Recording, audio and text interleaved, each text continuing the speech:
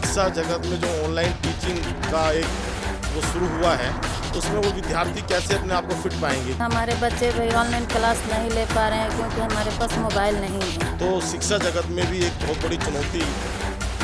हम देख रहे हैं। तो हमारे पास मोबाइल नहीं है, इसलिए हमारे बच्चे घर पर बैठे हुए हैं। सरकारी स्कूल में वो गरीब कुचले दबे बेचारे रेहड़ी वाले, खोमचे वाले, पटरी वाले, सब्जी वाले, इस तरह का जो वर्ग है उनके बच्चे अभी भी सरकारी स्कूल में ही शिक्षा प्राप्त करते हैं। 3000 4000 में क्या करेंगे। सबसे बड़ा जो प्रभावित शिक्षा जगत में जो वर्ग हो रहा है वो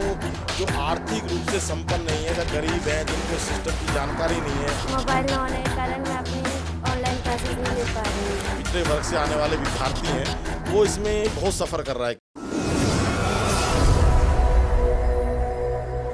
आज की जो परिस्थितियां बन गई हैं इस कोरोना महामारी के कारण, इससे पूरे वातावरण तो प्रभावित हुआ ही है, लेकिन एजुकेशन सिस्टम में भी बहुत कुछ परिवर्तन देखने को मिले हैं। और इसमें सबसे बड़ी बात क्या है कि विद्यार्थी जो हमारे चाहे प्राइमरी लेवल पे हों चाहे हायर एजुकेशन लेवल पे हों, बहुत इसमें सफ़र कर रहे हैं, क्योंकि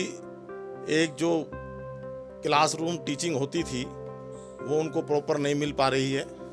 और जिस कारण से विद्यार्थियों को बहुत कुछ सोचना और कुछ करना पड़ रहा है। इसमें किसी को मालूम नहीं था कि भाई इस तरह की चुनौतियों का सामना करना पड़ेगा। तो शिक्षा जगत में भी एक बहुत बड़ी चुनौती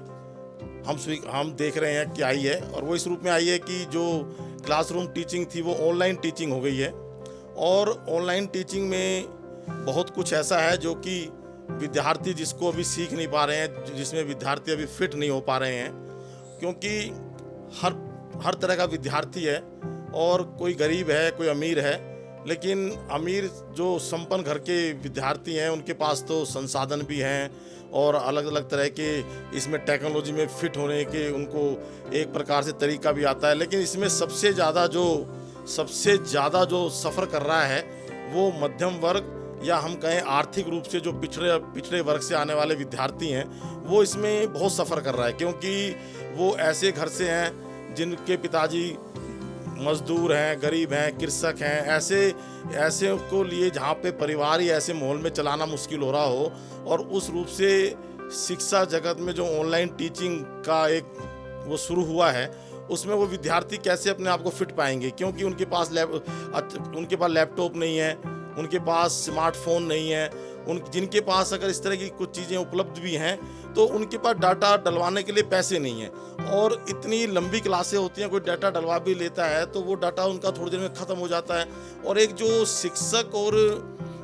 एक विद्यार्थी का जो आपस में तालमेल है वो भी उस ऑनलाइन टीचिंग में फिट नहीं है। तो हम देख पा रहे हैं कि सारे सिस्टम में सबसे बड़ा जो प्रभावित शिक्षा जगत में जो वर्ग हो रहा है वो जो आर्थिक रूप से संपन्न नहीं है, जो गरीब हैं, जिनको इस सिस्टम की जानकारी नहीं है, वो इससे बड़े प्रभावित हो रहे हैं। दूर दराज के बच्चे हैं, कुछ बच्चे जो पहले जब ये महामारी आई तो कुछ लोग अपने परिवार के साथ बच्चे अपने गांव में चले गए, वहाँ पर जहाँ पर बिजली की भी अभी दिक्कत हो वहाँ पर ये लैपटॉप, डाटा, मोबाइल किस तरह से उपयोगी हो सकता है आप समझ सकते हैं। फिर बच्चों को चलाना भी नहीं आता, क्योंकि बच्चे इस चीज़ में एकदम, या तो पहले से सरकार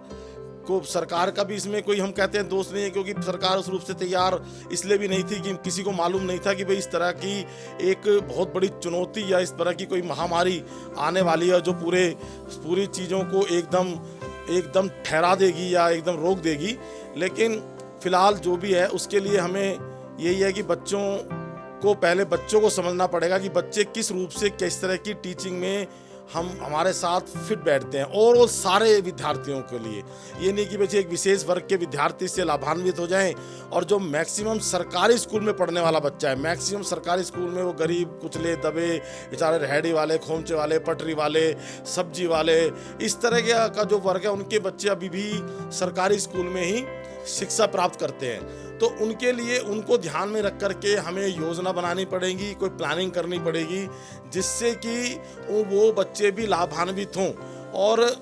पूरा का पूरा जो शिक्षा जगत में एक परिवर्तन आया है, उस परिवर्तन को स्वीकार करते हुए हमें कुछ इस तरह की इजाद करनी पड़ेंगी चीज़ें, या इस तरह का कोई एक इस तरह का कोई सिस्टम, या ये कहें कि इस तरह की कोई व्यवस्था बनानी पड़ेगी जिसमें मैक्सिमम बच्चों की भागीदारी हो। अब टीचर तो अपने लेवल पे कर रहा है, टीचर तो चलो इस तरह की टीचर का अपना सरकारी तंत्र है, सरकारी तंत्र से कोई आदेश आएगा, सरकारी तंत्र से कुछ चीज़ें आएंगी तो उसको तो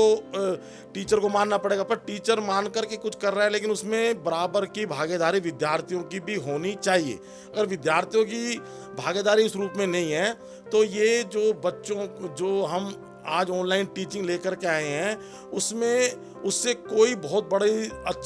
बड़ा लाभ होने वाला नहीं है, क्योंकि बच्चे हमारे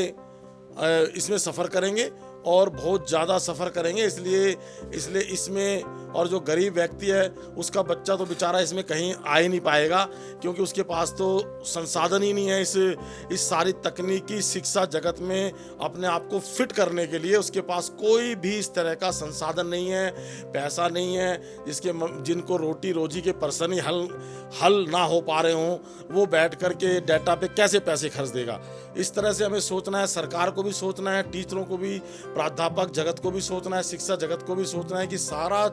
एक बैठ कर के कुछ इस तरह का हम कुछ चीज़ें इस तरह का कोई अपना काम करें जिससे कि सारे बच्चे इसमें सारे फिट हों, गरीब घर के ही बच्चे उसी तरह शिक्षा प्राप्त कर पाएं जिस प्रकार से साधन संपन्न घर के विद्यार्थी शिक्षा प्राप्त कर रहे हैं। उसी तरीके से हमारे दबे कुचले पिछड़े जो गरीब निर्धन कृषक के परिवारों के बच्चे हैं वो भी इसमें अब शिक्षा जगत में अपना योगदान दें और इस ऑनलाइन टीचिंग में अपने आप को फिट पाएं। अगर वो उस तरह से फिट नहीं है तो हम अन्याय करेंगे उन बच्चों के साथ जो कि इस भारत के ही नागरिक हैं, इस भारत के ही लोग हैं, और जब तक वो लोग हमारे साथ मिलकर के आगे नहीं बढ़ेंगे तब तक हम इस वाले ऑनलाइन तकनीकी को हम